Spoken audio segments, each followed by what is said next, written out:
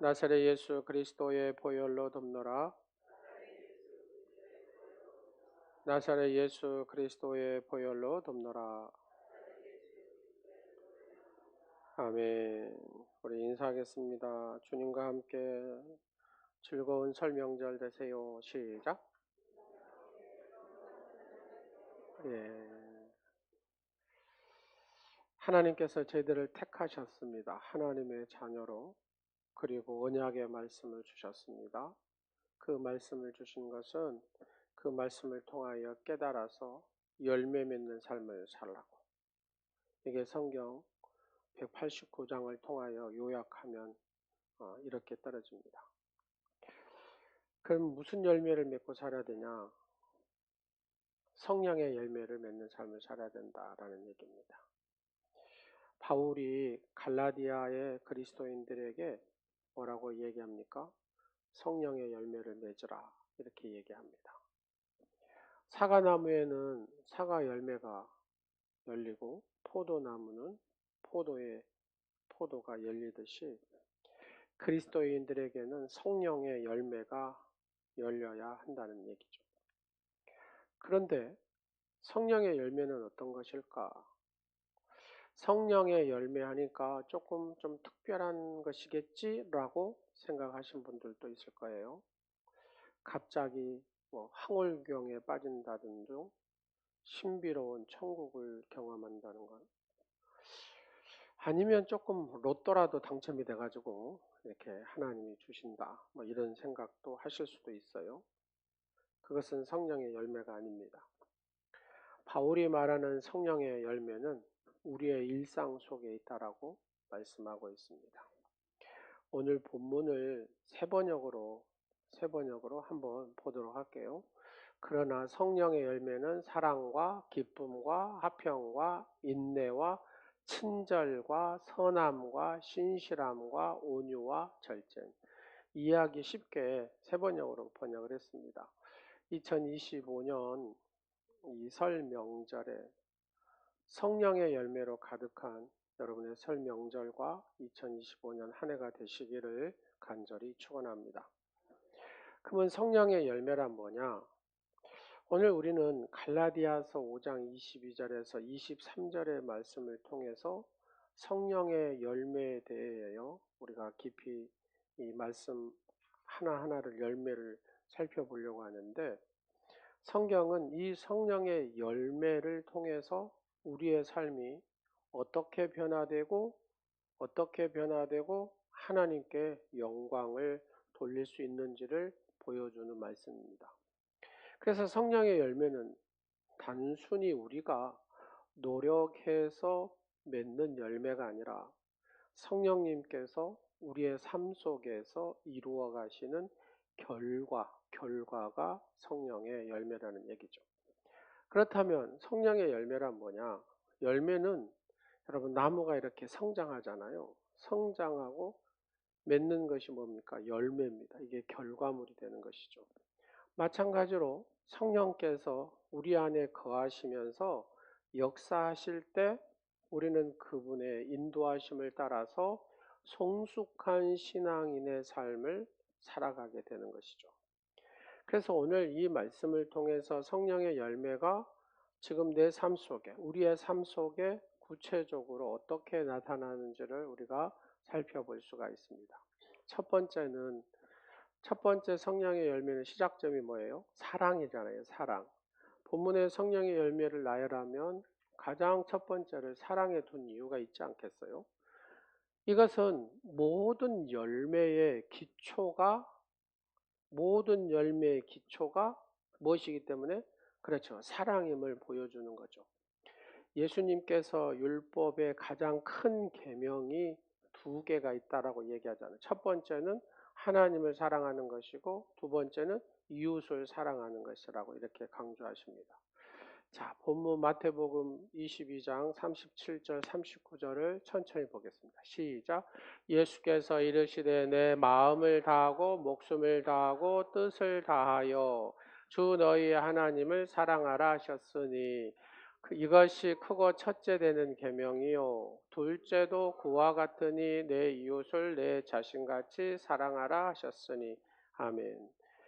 예수님의 수제자 베드로는 이렇게 표현을 합니다. 사랑을 4장 베드로전서 4장 8절의 말씀 볼게요. 시작. 무엇보다 더 뜨겁게 서로 사랑할지니 사랑은 허다한 죄를 덮느니라. 아멘. 옆 사람 인사하겠습니다. 주님 안에서 사랑합니다. 다시 한번 하겠습니다. 주님 안에서 사랑합니다. 뒤통수 치지 마세요. 여러분 사랑한다 하면서 뒤통수 치면 돼요, 안 돼요? 그건 사랑하는 게 아니다 그 말입니다. 자, 옆 사람 허물을 조금만 보고 약점이 보이면 그걸 갖다가 막 들춰내요. 막 속닥속닥 하면서. 그게 사랑입니까? 그건 사랑이 아니다 그 말입니다. 오늘 베드로 사도는 사랑은 뭘요? 허다한 죄를 덮는다라고 얘기합니다. 자, 옆 사람 이렇게 인사하겠습니다. 나의 허물을 덮어주세요. 시작. 그래야 나도 당신의 허물을 덮어줄 거예요. 시작.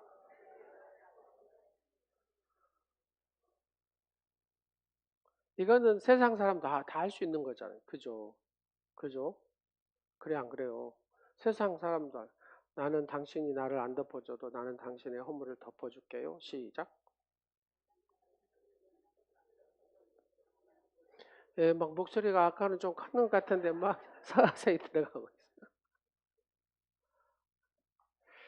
그렇습니다. 사랑은 허물을 덮어주는 겁니다. 그래서 사랑이라는 단어가 들어가면 희생과 그 다음에 섬김의 단어가 따라갑니다. 우리가 진정한 사랑을 실천하기 위해서는 하나님께서 예수 그리스도를 통해 보여주신 그 십자가의 사랑을 우리가 본받아야 된다는 얘기입니다. 우리의 신앙의 시작점은 뭐냐면은 예수님의 십자가의 사랑을 내가 아까 알아야 돼요. 내가 예수 그리스도를 알아야 되는 것처럼 십자가의 사랑을 알아야 된다니까요. 보나벤투라가 모든 지혜는 어디서 나온다고요? 십자가에서. 그러면 보나벤투라만 그러겠어요? 저와 여러분도 주님의 십자가를 붙들면, 이 사랑을 붙들면 거기에 어마어마한 지혜가 있는 줄로 믿으시기 바랍니다. 그래서 이 사랑은 조건적이지 않습니다. 조건이 없다 그 말입니다. 우리의 이익을 구하지도 않습니다. 모든 사람에게 동일하게 베풀어진 사랑이 십자가 사랑입니다. 이 사랑은 우리의 가정에 들어오면 가정을 살려요. 내 심령에 들어오면 나를 살려요. 교회에 들어오면 교회를 살립니다. 직장에 있으면 이 십자가 사랑 직장을 살립니다. 이 사랑이 나타날 때 우리는 성령의 열매를 맺는 삶을 살게 되는 줄로 믿으시기 바랍니다. 제주도 연안에 흔하게 발견되는 물고기가 있습니다. 줄도화돔이라고. 줄도화돔 혹시 아세요? 낚시질 제가 좋아하시면 한번 보겠습니다. 줄도화돔이 어떻게 생겼냐, 이렇게 생겼어요. 고기가 이쁘죠. 예. 안 이쁜가요? 좀 이상한가요? 무리를 이루어 이렇게 살기는 하지만 가만히 살펴보면은 암수 한 쌍이 항상 짝을 이루고 다닙니다. 그런데 이 줄도화돔은 특이한 부화 방법이 어떻게 하냐면은 아버지, 이제 수컷, 부성애가 강한 물고기로 유명한 이 고기가 줄도화돔입니다. 암컷이 알을 딱 낳으면 어디에다 낳냐면은 수컷 입안에다 낳습니다. 수컷 입안에다. 그래가지고 그 알을 입속에 딱 이렇게 항상 머문고 살아요. 계속 머물다가 저기 이제 알이 깔 거 아니에요. 그러면 치아가 작은 치아가 되는데 그 아버지 입속에 쉽게 얘기해서 이 수컷 입속에 이 치아들이 막 살아요. 여러분, 저 알을 품고 또 알을 까가지고 치아가 돼서 이제 커서 스스로 나올 때까지는 그냥 신선한 공기 넣어주고 그 다음에 먹이를 이렇게 해주고 수컷이 계속 저리 살아요. 그러면 결과적으로 저 수컷이 어떻게 될 것 같아요, 여러분? 왜요? 못 먹으니까. 그래서 자기의 죽음과 이, 이 새끼들을 다 바꾼다는 얘기입니다. 여러분, 이 물고기도 이런 사랑을 베풀 줄 알아요. 자기의 생명과 바꿀. 예수님의 십자가의 사랑이 이런 사랑 아닙니까? 죽음이 두려우면 그냥 자기 입안에서 어째요? 알을 그냥 내뱉어보면 되잖아요. 근데 이 수컷은 죽음을 뛰어넘은 이 자식을 향한 사랑을 선택을 하는, 죽음을 선택한다는 겁니다. 아낌없이 주는 게 사랑이라고 한다면 이 사랑의 표본은 주님의 십자가의 사랑이고 여러분의 부모님의 사랑인 줄로 믿습니다.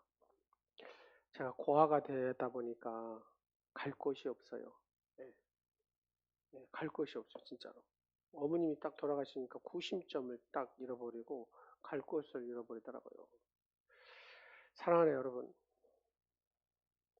지금 살아계신 부모님한테 최선을 다하여서 효도하시기를 간절히 축원합니다. 그렇죠. 내가 하려고 해도 안 계시니까 못한다 그 말입니다. 살아계실 때 최선을 다하여 사랑하십시오. 자, 두 번째로 성령의 열매는 희락과 화평이라고 표현합니다. 여기에서 희락이라는 게 뭐냐면 하나님 안에서의 기쁨을 얘기하는 겁니다. 희락은 그냥 기뻐 노는 게 아니라 하나님 안에서 기뻐. 희락은 단순한 어떤 행복과는 다른 겁니다. 우리가 얘기해 행복한 공동체 하면은 뭐예요? 생명이 있는 공동체를 얘기하는 겁니다. 근데 그냥 여러분 행복합니다. 예, 행복합니다. 이런 행복에 대한 희락이 아닙니다. 이 희락은 상황이나 환경에 좌우되지 않는 내면의 기쁨을 얘기하는 것을 여기서 희락이라 얘기합니다. 성령의 역사하심으로 인해서 우리가 어떤 인생에 살다 보면 고난도 있고 시련도 있고 슬픔도 있잖아요. 근데 이런 것들 속에서도 하나님의 은혜를 발견하고 감사할 수 있고 내가 기뻐할 수 있는 그런 상태를 표현할 때 성령의 열매로 희락을 표현하는 것이죠. 그래서 빌립보서 4장 4절 말씀을 한번 볼게요. 시작. 주 안에서 항상 기뻐하라. 사도 바울이 이 말을 권면할 때 어디서 한 거예요? 그 감옥 속에서 정말로 처한 자리가 있죠. 감옥이면 우리가 여러분 혹시 교도소 가보셨어요? 저는 들어가 보지는 않았지만 밖에만 이렇게 가서 봐도 어째요? 답답하더라고요. 답답해. 근데 그 안에서 생활할 때 지금 이제 시설이 좋잖아요. 근데 사도 바울의 이 감옥은 있죠. 허 벌판에 짝대기 몇 개 이렇게 한마디로 놔둔 겁니다. 거기에서 추위에 그 다음에 밥도 안 줘요. 밥도 옆에 주인들이 갖다 줘야 됩니다. 바로 그것이 감옥이었습니다. 근데 거기에서 사도 바울은 이렇게 얘기하는 겁니다. 주 안에서 기뻐하라. 이 기쁨은 세상이 줄 수 없는 오직 하나님으로부터 위로부터 내리는 선물이 바로 희락입니다. 이 희락의 축복자가 되시기를 간절히 축원합니다. 여러분 안에 여가 기쁨이 없다고 생각해 보세요. 그러면 살 맛이 나겠어요? 예. 그러다 보니까 우울해져요. 그 다음에 우울증에 걸리죠. 여러분한테 희락의 성령의 열매가 늘 맺어지는 역사가 있기를 간절히 축원합니다. 그 다음에 이제 화평이라는 단어입니다. 하나님과 이웃과의 화평을 얘기하는 거잖아요. 화평은 우리의 관계에서 다 드러납니다. 성령께서 우리 안에 계실 때 우리는 누구하고 화평할 수 있어요? 하나님하고. 누구하고 화평할 수 있어요? 이웃하고. 자, 옆 사람 한번 봐보세요. 이게 중요하죠. 옆 사람 한번 딱 봐보시고 이 사람이 나를 미워한다는 소리를 들었어요. 나를 욕하고 돌아다닌대. 예. 그러면 여러분 화평해져요? 화평해지냐고요? 자, 한번 하겠습니다. 나는 그래도 당신을 사랑합니다. 시작. 여러분 하나님과 화평이 깨져버리니까 문제가 생기잖아요. 인간과 인간도 이 화평이 깨져버리면 문제가 생깁니다. 별소리 해도 어째요? 은혜가 안 돼. 은혜가 안 돼. 왜? 화평이 깨지면 그래요. 근데 성경은 뭐라고 하냐? 에베소서 4장 3절에 시작. 평안에 매는 줄로 성령이 하나 되게 하신 것을 힘써 지키라. 여러분 화평을 위해서 힘써 성령이 하시는 것은 화평케 하는 거다 그 말입니다. 모든 관계에서 화평케 하시는 것이 성령님이다 그 말입니다. 하나님과의 관계도 마찬가지고 이익과의 관계, 성도와의 관계도 다 마찬가지입니다. 화평케 하는데 존귀한 도구로 쓰임받는 여러분 되시기를 간절히 축원합니다. 교회 공동체 내에서 다툼과 분열이 있을 때도 우리는 성령의 인도하심을 따라서 화평을 추구하는 자가 되어야 될 줄로 믿습니다. 화평은 우리의 말과 이 행동으로 나타나거든요. 참 말 한마디가 중요해요. 그죠? 말 한마디가. 옆 사람한테 이렇게 해볼래요. 어쩌면 당신은 그렇게 모든 삶에서 예수님처럼 그렇게 본이 됩니까? 시작. 너무 깁니까? 근데 이 한마디가 이 사람의 서로의 상대방의 마음을 어떻게 해요? 예? 예. 근데 만났는데 이 사람이 표현할 때 이렇게 얘기합니다. 여러분 몸이 덩치는 사람한테 뚱뚱하다고 하면 성질 나요 안 나요? 성질 나요. 이게 성질 날로 이게 듣기 싫은 소리는 하면 돼요 안 돼요? 안 돼요 안 돼요. 왜요? 뭘 건드니까 안 돼요? 감정을 건드니까 안 돼요. 여러분 다 멋이 어쩌고 저쩌고 감정 건들면 이게 수용이 돼요 안 돼요? 안 된다니까요. 아무리 좋은 소리도 여러분 감정을 건드는 언어를 쓰면은 이게 백년연수 됩니다. 백년연수. 그때는 예수도 안 보여. 십자가도 안 보입니다. 그 감정을 건드려 놓은 거죠. 사랑하는 여러분, 그래서 우리의 언어를 통해서 감정을 건들 때 어디를 건드려요? 좋은 감정이 일어나도록. 뭐라고요? 좋은 감정이 일어나도록. 성령은 좋은 감정이 일어나도록 하시는 분이 성령님이다 그 말입니다. 나쁜 감정이 일어나면은 아무리 무엇이 어쩌고 해도 있어요. 회복이 안 됩니다. 사랑하는 여러분, 좋은 감정을 일으키는 화평자가 되시기를 간절히 축원합니다. 행동 하나도 마찬가지입니다. 행동 하나도. 여러분 떡을 줬어요. 떡을 줬는데 아이고 이거 맛있더라 하고 지가 가져가 버려. 그러면은 옆에 사람은 먹고 싶었는데 먼저 가져가 버리면 어떻게 됩니까? 문제가 되죠. 예, 저 눈치 코치도 없다고 뭐 이러지 않겠습니까? 아무것도 아닌 것 같은데 그래 저 떡을 좋아하구나 이렇게 표현할 수도 있는데 그게 어째요? 작은 감정을 건든다. 그러니까 그 감정이 어째요? 오해가 되고 문제가 되는 것이죠. 자, 그러면 성경에서 얘기하는 화평케 하는 자가 뭐냐? 이거를 성경의 원어로 표현하면 에이레노 포이오스라는 단어를 쓰는데 여기서 에이레네라는 단어는 이 평화라는 단어거든요. 만든다는 것은 포이에오라는 단어를 쓰는데 이거를 두 개를 합쳤어요. 이제 합치가서 이걸 갖다가 딱 해석을 하니까 평화를 만들어가는 자 이런 뜻입니다. 평화를 만들어가는 자. 영어로는 이건 피스메이커가 되겠죠. 따라서 이 말을 평화를 기다리는 소극적 자세다? 아니다 그 말입니다. 평화를 외치는 평화 애찬론자다? 아니다 그 말입니다. 이 말은 평화를 위해서 내가 능동적으로 행동하는 자 이런 뜻입니다. 적극적으로 평화를 위해서 만들어가는 사람. 다시 말해서 평화를 만든 사람이다 그 말입니다. 평화를 이루기 위해서 자신에게 혹 있게 될지 모르는 어떤 어려움이나 불쾌함이나 고통을 뭐하면서 감수하면서 그래서 그 문제를 해결해 나가는 것을 나타내는 말이 여기에서 평화다 그 말이에요. 화평케 하는 자의 뜻이다 그 말입니다. 그래서 성도는 성령의 사람은 뭘 만드는 사람이라고요? 그렇죠. 화평을 만들어내는 사람이다 그 말입니다. 여러분이 들어가는 모든 곳곳에는 화평을 만들어내는 성령의 열매를 이루는 여러분 되시기를 간절히 축원합니다. 그렇습니다. 진실된 화평, 평화를 만들어내는 사람. 이게 성령의 사람이에요. 이런 사람. 근데 이 성령의 사람이 아니면 자꾸 어째요? 이게 문제가 생기는 부딪히게 되더라고요. 그래서 내가 어떻든지 간에 하나님의 성령의 사람으로 화평케 하는 자의 거룩한 도구로 쓰임 받기를 간절히 축원합니다.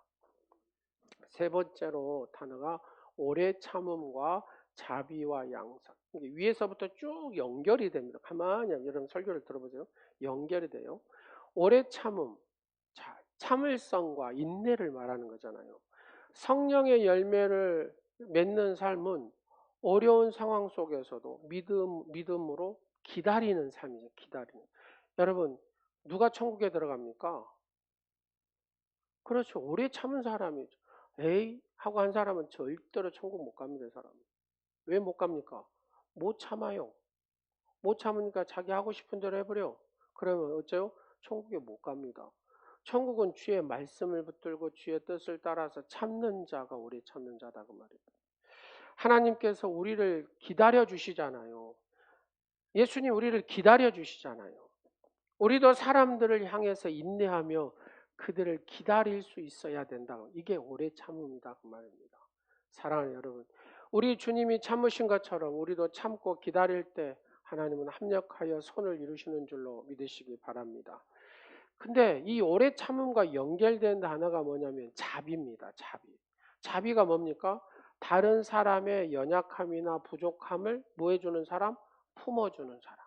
예. 연약함과 부족함을 품어주는 사람이 자비 있는 사람. 이는 상대방의 필요를 자신의 필요보다 우선시해주고 아낌없이 베푸는 사랑을 자비의 사람이라 얘기합니다. 예수님께서 보여주시는 자비의 마음, 그게 뭐예요? 그 십자가의 그 마음, 우리를 사랑하는 그 마음, 이 마음, 이게 바로 자비의 마음이죠. 그래서 성도가 누구를 닮아가야 됩니까? 예수님을 닮아가는 사람. 이 사람 어떤 사람이에요? 성령의 사람이다 그 말입니다. 그래서 이 자비의 열매를 맺을 수가 있는 것이죠. 하나님 우리를 향한, 그래서 뭐가 있냐면은 이 자비를 이렇게 표현합니다. 지금 저와 여러분이 이곳에 이렇게 살아서 예배 드릴 수 있는 게 뭐 때문에 그런 줄 아세요? 하나님 우리를 향한 측은지심이 있어서. 하나님을 나를 향한 측은지심이 있어서 그 측은지심 때문에 우리가 새 생명과 구원의 길로 간 줄로 믿으시기 바랍니다. 여러분, 남편이 아내를 봤을 때 무슨 마음이 있어야 되겠어요? 그래서 측은지심이 있어야 돼요. 근데 또 아내가 남편을 봤을 때는 무슨 마음이 있어야 되겠어요? 측은지심. 살아보려고 애씁니다. 우리 남편이. 이렇게 있어야 되죠. 저 인간이. 그러면 이제 안 되겠잖아요. 예. 살아보려고 애쓰는구나. 여러분, 아내의 얼굴을 보면서 참 그런 적 있습니까? 궁휼한 마음이 드는, 측은한 마음이 드는, 서로 간에 이 마음이 들어야 그 가정이 행복한 가정입니다. 교회도 마찬가지죠. 측은한 마음이 서로 있어야 돼요. 어떤 공동체도 이 측은한 마음이 있어야 돼요. 하나님께서 우리를 향한 하나님의 이 측은지심이 우리를 이 구원의 길에, 예수님이 이 아픈 병자를 만날 때마다 무슨 마음이 있어요? 측은지심, 이 불쌍히 여기는 궁휼한 마음이 주님이 있어서 거기에 주님의 마음이 가니까 역사가 일어난다. 여러분, 기도도 마찬가지입니다. 마음이 이쪽으로 쫙 가면서 기도를 하잖아요. 그러면 치유의 역사가 일어나요. 이 측은지심의 마음이 강력한 역사를 일으킨 줄로 믿으시기 바랍니다. 자, 세 번째로 이제 양선이라는 단어입니다. 선함 이렇게 표현하죠. 양선은 선한 행동과 마음을 뜻하는데 이거는 성령께서 우리의 마음을 변화시키시면 우리도 자연스럽게 뭘 해요? 선한 행동을 하게 된다. 그런 뜻입니다. 그러니까 양선은 우리의 삶 속에서 누구를 드러낸 하나님의 선하심을 드러내는 삶을 바로 이렇게 양선이라 그래요. 여러분 그 독일의 통일되기 전의 일입니다. 이제 우리나라에도 북한에서 막 뭘 보내요? 예, 쓰레기를 막 잔뜩 오물을 막 보내가지고 이게 터지면 그쪽에 난리가 나더라고요. 근데 똑같이 서독과 동독이 있는데 동독이 조금 더 못 살아요. 이제 훨씬 못 살죠. 서독에 비하면 경제적으로. 이 동독 사람들이 밉다고 뭘 하냐면은 자기 있는 쓰레기를 여러분 보셨죠? 독일하고 그 베르린 장벽이라고 들어보셨잖아요. 그 장벽에 이렇게 넘겨가지고 쓰레기를 이렇게 막 쌓아놓는 서독 쪽에. 그러면은 성질이 나요, 안 나요? 성질이 나겠잖아요. 그럼 우리도 같이 막 이 서독에 있는 쓰레기 다 갖고 막 펑펑 쪽 동덕에 쏴버릴까? 이제 이런 우리가 쏴봅시다. 대가를 치르게 해줍시다. 뭐 이런 국민 그룹도 있었고 또 거기에 보니까 뭐가 있었냐면요. 법 절차를 따라서 항의를 하고 어떻게 하자 뭐 이런 것도 있어요. 근데 대다수 국민들이 이런 표현을 썼답니다. 저들이 우리에게 쓰레기를 보냈지만 얼마나 힘들면 그러겠냐. 우리가 사랑으로 품읍시다. 쓰레기 대신에 식료품과 생필품을 이만큼 쌓고 가져가라 합시다. 쓰레기 대신에 생필품하고 식료품을 동독의 그 장벽에 거기다 이렇게 쌓아놨답니다. 그리고 글씨를 크게 이렇게 붙였대요. 뭐라고 붙였냐? 사람은 자기 안에 있는 것밖에 주지 못한다. 마음에 선을 쌓은 사람은 선을 내어주고 나쁜 것들을 품고 있는 사람은 그 나쁜 것들을 내어주기 마련이다. 이렇게 써놨대요. 맞아요? 틀려요? 맞는 말이잖아요. 그러면 쓰레기를 보냈겠어요? 안 보냈겠어요? 그 다음에? 안 보내죠. 안 보내. 왜? 보니까 막 식료품에다 생필품에다 선으로 이렇게 베푸니까. 그리고 이 말이 맞잖아요. 사람은 자기 안에 있는 걸 준다 그 말이에요. 이 마음 안에 쓰레기가 꽉 차 있으면 뭘 내겠어요, 여러분? 그렇죠. 쓰레기만 낸다 그 말입니다. 근데 여기에 선함으로 가득 채우면 뭐가 나오세요? 선함이 나온다고. 그래서 우리가 예수 이름으로 충만히 예수로 채워야 되는 이유가 여기에 있는 겁니다. 예수 충만으로 채우면 내 입에서 나오는 거나 내 언어에서 내 생각에서 내 행동에서 나오는 것들이 다 뭐하겠어요? 그렇죠. 예수의 선함이 나온다고 말입니다. 바로 예수 그리스도 하나님의 선함을 드러내는 것이 성령의 열매를 맺는 삶인 줄로 믿으시기 바랍니다.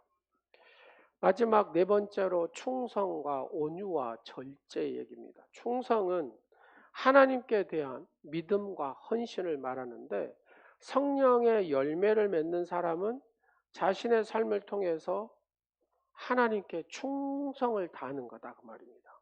이것은 단지 교회에서 봉사에 국한되지 않습니다. 이거는 내 삶의 전체에서 우리의 삶의 전체에서 이런 얘기입니다. 쉽게 얘기해서 1번이 누구냐 그 말이에요. 1번이. 자, 옆 사람한테 물어보세요. 당신의 1번은 누굽니까? 시작. 여러분의 1번은 누구예요? 예? 아들입니다. 뭐 이런 사람도 있을 것이고 딸입니다. 그럴 수도 있을 것이고 저는 마누라입니다. 뭐 그러신 분들도 있을 것이고 저는 남편입니다. 그런 분도 있을 것이고 아니요 이것저것 다 필요 없어. 난 돈이면 됩니다. 뭐 1번이 어디에 다 있다 그 말입니다. 충성은 다른 말로 표현하면 나의 1번은 하나님입니다. 나의 1번은 하나님입니다. 여러분 여러분의 1번이 하나님 되시기를 간절히 축원합니다. 여러분 한번 봐보세요. 아브라함을 봐보세요. 아브라함이 첫 번째 하나님이 1번입니까? 하면 1번이라고 대답했습니까? 아니에요. 예, 빙빙 돌잖아요. 하나님 1번이 되지를 못했어요.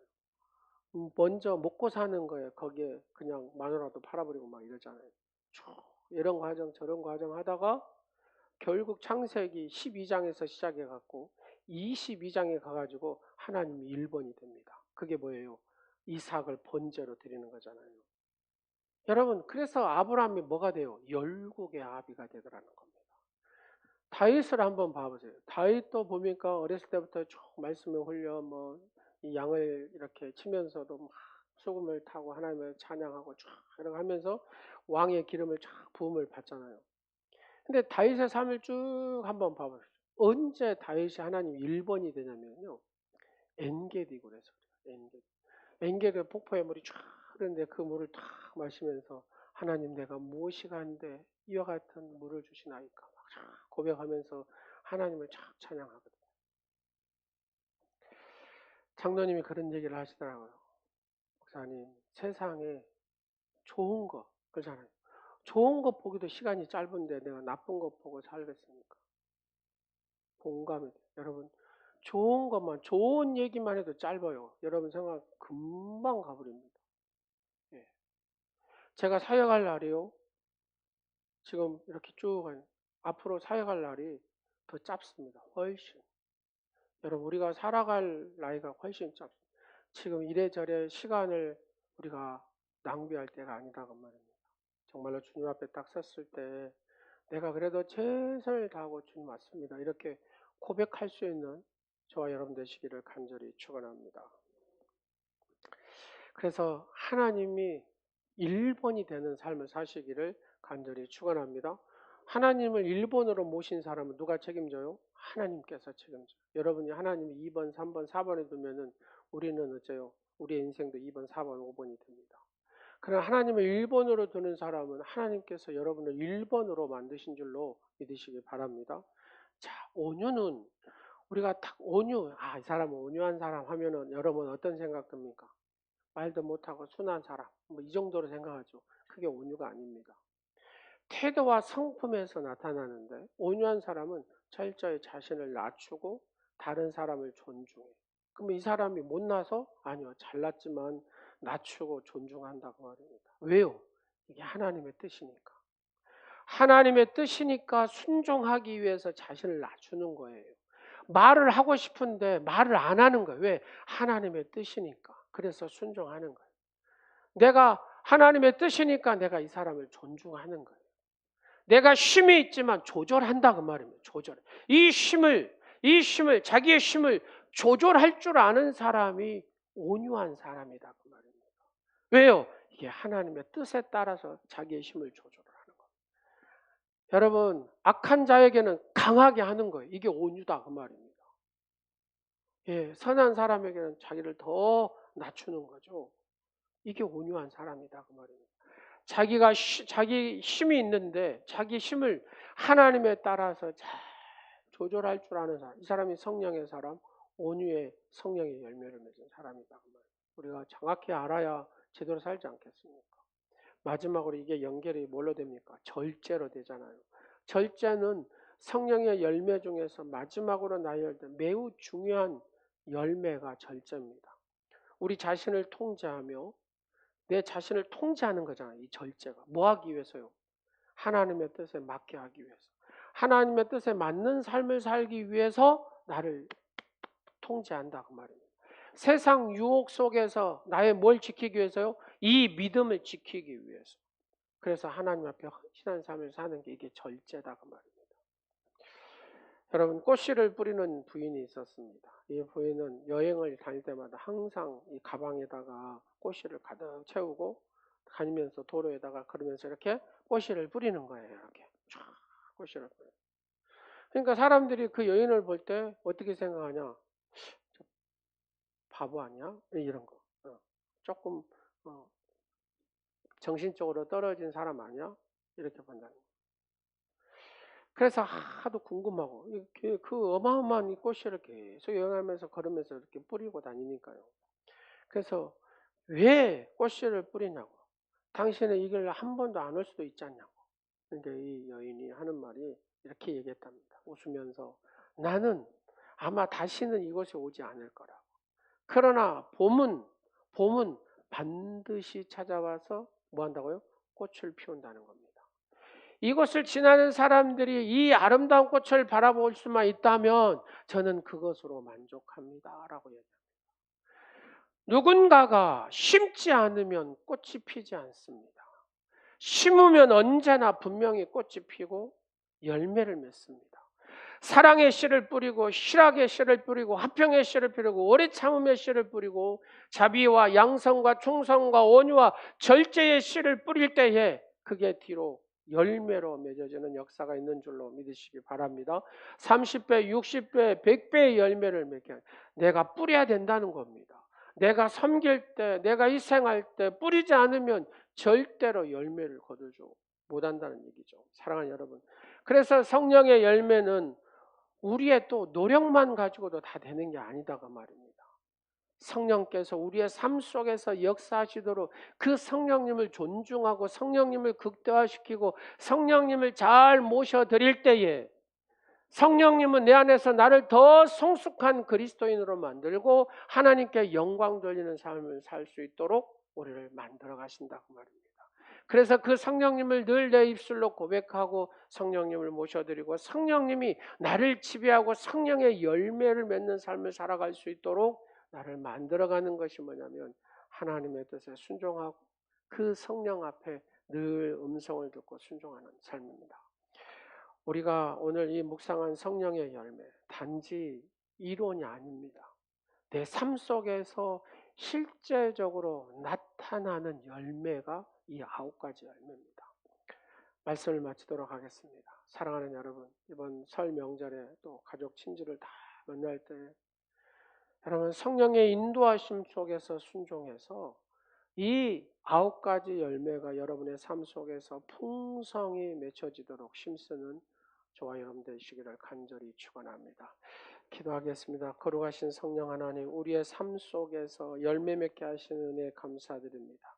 오늘 말씀을 통해 성령의 열매가 우리의 마음과 행동 속에 풍성히 맺히기를 간구합니다. 사랑과 기쁨과 또 평화를 나누는 삶을 살게 하시고 인내와 자비와 선함을 통해 이웃을 진정으로 섬기는 복된 삶이 되게 하여 주옵소서. 또한 충성된 믿음으로 하나님께 헌신하며 온유와 절제로 하나님께 영광 돌리는 삶을 살게 하옵소서. 사랑하는 성도들이 오가는 동안에 안전하게 지켜주시옵시고 하나님의 전능하신 날개 아래 품어주시옵소서. 사랑하는 어머니를 천국에 또 보내고 슬퍼하고 있는 사랑하는 귀한 딸을 기억하여 주시고 강선지 집사의 위로와 또 유가족들에게 위로와 평강을 더하여 주옵소서. 예수님의 이름으로 기도드립니다. 아멘.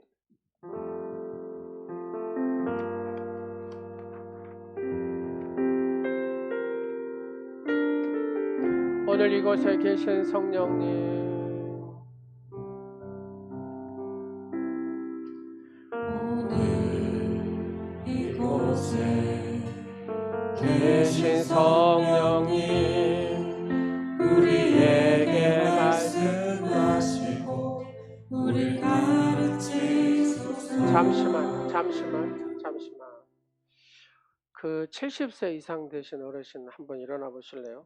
한 분이 기도하시다가 감동을 받아가지고 자기의 처지에 맞게 70세 이상 어르신들을 섬기고 싶었나 봐요. 그래가지고 이 색깔이 다르답니다. 분홍색은 여자분 것이고 좀 색깔이 푸르스름한 것이 남자분이래요.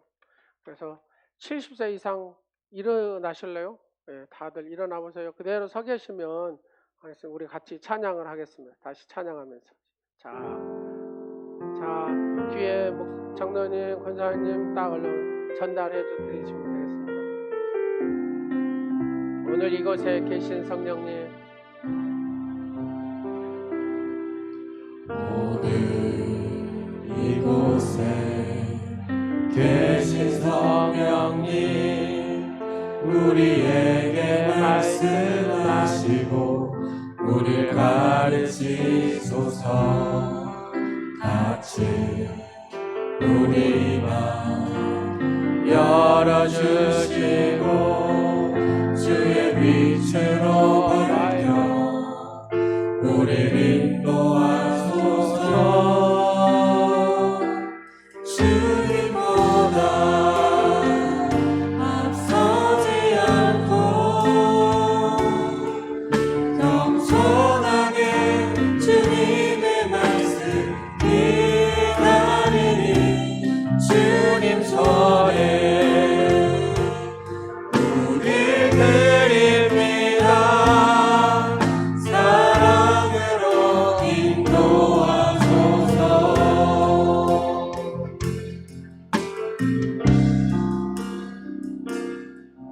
오늘 이곳에 받으신 분들은 앉으시면 되겠습니다. 받으신 분은 앉으시고 못 받으신 분은 우리에게 말씀하시고 우리를 가르치소서. 같이 우리 맘 열어주시고 주의 빛으로 밝혀 우리를 인도하소서. 주님보다 앞서지 않고 겸손하게 주님의 말씀 기다리니 주님 손에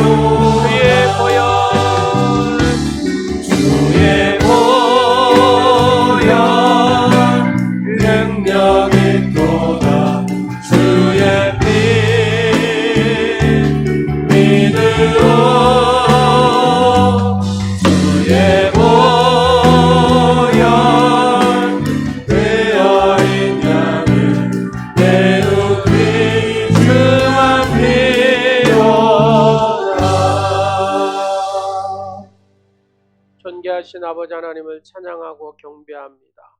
성령의 열매를 맺는 복된 성도의 삶이 되게 하옵소서. 오늘 저희가 드리는 예물로 저희가 받을 공로를 상으로 받게 하시는 하나님 아버지, 거룩한 주일 아침 하나님의 백성들을 세상에서 구별하여 불러내시고 주님의 거룩한 산에 오르게 하사 살아계신 하나님께 몸과 마음과 정성을 드리게 하시니 감사드립니다. 오늘도 빈손으로 나오지 않고 예물을 준비하여 드리고 싶은 믿음을 주시니 감사드립니다. 드리는 모든 것에 주님의 향기가 나게 하옵소서. 하나님이 즐겨 받으시고 축복하시는 아름다운 예물이 되게 하옵소서. 이 예물로 하나님의 나라가 더 확장되는 역사가 있게 하여 주옵소서. 주정 예물로 주일을 송수하는 복을 받게 하시고 11조 예물로 사랑하는 성도들의 창고가 넘치도록 채워지게 하시고 감사 예물로 사랑하는 성도들의 생활에 감사가 넘치게 하옵소서. 영혼과 몸을 건강하게 지켜주시고 만사가 형통하게 하옵소서. 이 믿음으로 경영하는 일마다 형통의 결실이 있게 하시고 직장마다 사업터마다 하는 일마다 형통하게 하옵소서. 염려가 변하여 기쁨이 되게 하옵소서. 교회 여러 장소에서 충성하는 성도들의 이름이 생명록에 기록된 대로 하늘의 복이 임하게 하옵소서. 이 예물이 하나님 나라 확장을 위한 귀한 출발이 되게 하셔서 예물과 함께 드리는 사랑하는 성도들의 모든 삶의 응답의 역사가 되게 하옵소서. 사랑하는 모든 성도들, 또 설 명절을 맞아 오갈 때 성령 하나님께서 함께하여 주시고 성령 충만으로 이끄시고 천군 천사 수종들게 하시고 안전하게 오가게 하옵소서. 또 모든 강선재 집사님 모든 장례가 또 마무리될 수 있도록 또 모든 유가족들에게 은혜를 주시고 사랑하는 집사님의 그 마음의 위로와 평강을 더하여 주옵소서. 주님, 거룩하신 성령님께서 모든 장례를 주관하여 주실 줄로 믿사옵고 예수 그리스도의 이름으로 축복하오며 이제는 구원의 기쁨을 가져다 주신 예수 그리스도의 은혜와 구하는 것을 주시마 약속하시고 날마다 은혜 안에 품어주시는 하나님 아버지의 사랑하심과 예배를 통하여 기쁨과 감격을 주시는 성령의 위로와 역사하심이 항상 유익한 것을 주시고 바른 길로 인도하신 하나님을 소망하고 의뢰하기로 결심하고 돌아가는 사랑하는 성도들 머리 위에와 늘 성령의 열매로 맺는 그런 삶을 살기로 다짐하며 돌아가는 귀한 성도들 삶 가운데 이제부터 영원토록 함께 하옵시기를 간절히 축원하옵나이다. 아멘.